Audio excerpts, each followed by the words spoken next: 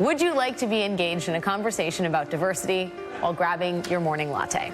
Starbucks wants to get people talking about race in America. The coffee giant offering a little something extra with your latte. Try and engage in the discussion that we have problems in this country with regard to race. People weighing in on both sides of this. Yeah. I think it's a good step forward. I mean, so many people do walk through Starbucks. It's a good platform. I'd walk out of the store.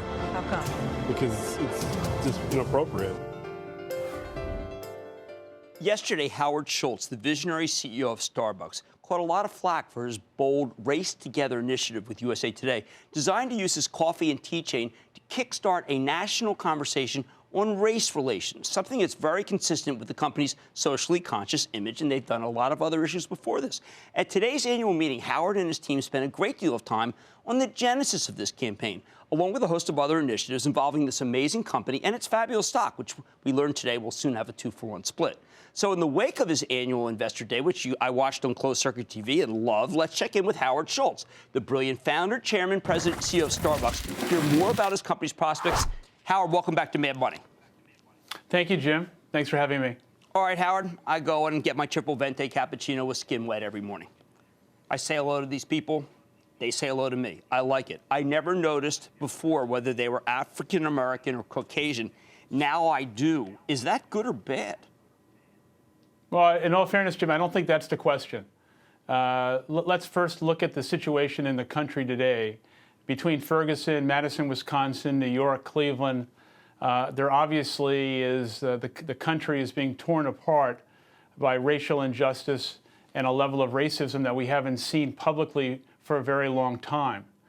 I think Starbucks has had a long history of recognizing that we have a national footprint, and we want to answer the question in the affirmative: can we use our scale for good? All we're trying to do is potentially do something catalytic to start a conversation. We don't want to be intrusive on any level. And in many ways, this is what we did a year ago when we had the Concert for Valor and raised the level of awareness, when in fact most of the American people did not know very much about the 2.5 million people who were serving in Iraq and Afghanistan. So in conjunction with USA Today, in producing this document, which will be in our stores as well as over 2 million USAs on Friday, we're simply trying to raise the awareness, the level of empathy and compassion necessary to bridge the cultural divide that exists in this country today. If a customer or a barista wants to opt out of it, it is not mandated. It's simply an act of kindness if, in fact, the customer wants to receive a cup and understand that we're just trying to raise the level of awareness and sensitivity, and perhaps that person may have a conversation with a coworker or somebody else as a result of the fact that we took this initiative. This is not marketing. It's not PR. And I think what happened yesterday was a little bit misguided about what took place on social media. It was out of context. In addition to that, we announced today that there are 6 million disconnected youth in this country. The majority of them are Black and Latino. They're not in school. They're not working. They're ages of 16 to 24. And like what we did with veterans on the Hire initiative, we announced today we're going to hire at least 10,000 of them over the next 3 years. And I think lastly, and I know it's long-winded, I think it's just a time in America where race relations, diversity, and inclusion affects all of us. And I think the country would be best served, and we would all be best served if we could live in harmony and live together. Well, Howard, I was surprised, I have to tell you. You've brought up and put in front issues like gay marriage, gun control, partisanship in D.C., veteran affairs, and jobs. Weren't you shocked, actually, that it was so vitriolic? Well, no, I wasn't, because I knew that this is an issue that obviously has a high degree of emotion attached to it and is very complicated. But let's go back to the beginning. I have held town hall meetings across the country with employees in Los Angeles, New York, Oakland, St. Louis, and in Chicago. I've also met with Chief Bratton. I've met with Chief Beck in L.A. I met with Chief O'Toole in Seattle. So I've tried to do my homework and really understand how could Starbucks use its scale for good. I recognize that when you are taking on an issue like this and you're establishing leadership and potentially going against the grain, there are going to be people who are going to be angry and upset. But what I try and do every day is ask myself, is this initiative in the interest of our people, our customers, and our shareholders? This was discussed at length at a board meeting a month and a half ago, and I give great credit to our board to recognize that this is a time when we all should not be a bystander, and we have to have a level of engagement on this issue. I also think that the country is at a tipping point, and how long are we going to ignore these issues before something very serious happens, more serious than has happened in isolated Ferguson or Madison in New York?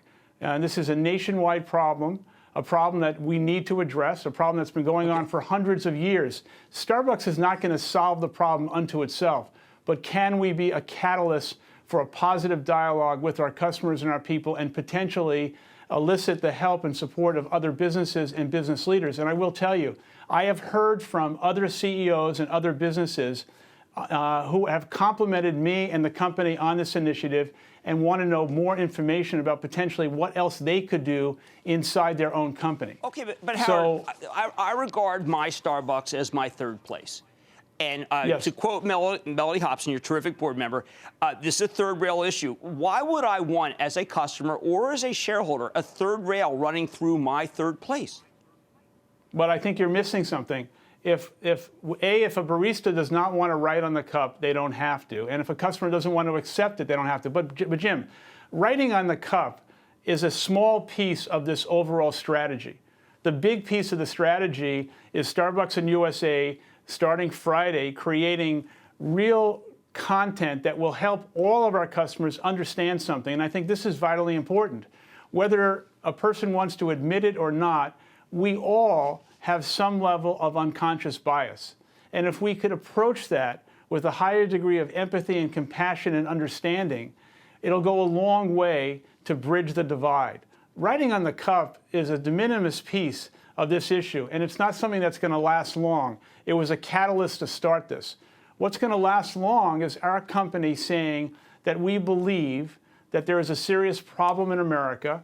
We're in every community almost in America, and can we use our stores and our national footprint for good?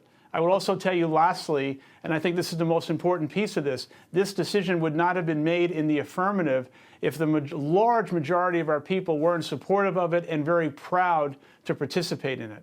And so every open forum I've had across the country, our people have encouraged me and asking the question, how could Starbucks get outside of its small self and relative to the small meetings we're having and enlarge this to a larger conversation? Right, but I mean, twice you said that I'm missing the point. Now, my charitable trust is a shareholder, and I drink Starbucks every day. Okay, so I don't think, my position is both as a customer and shareholder, and I don't know if I'm missing the point as much as I'm concerned about Starbucks as a place, as a company, and as an institution, and I want to get my priorities right. Remember, I don't work there, I go there. And I'm not trying to say the wrong thing or the right thing. I'm trying to understand the context, because it's been an overwhelming response, a firestorm, and sometimes I think the message was hijacked already. And I think the message needs to be put in the context of, look, this is voluntary. It's not like you go to our place and you're going to be taught something. And I'm concerned as someone who watched the stock today, because that's my job too, that I just don't want the message lost, because in the end, you're a great American company doing fabulous things for shareholders, for people who work there, for customers. And all three have to be balanced. Well, I think you said it better than me, so thank you. It is voluntary. It's voluntary for our people. It's voluntary to the customer. Starbucks is a primary place for people to have conversation, to meet. It's a social place. We're obviously not going to do anything to dilute the integrity of the third place between home and work, which Starbucks provides every day in this deep sense of community.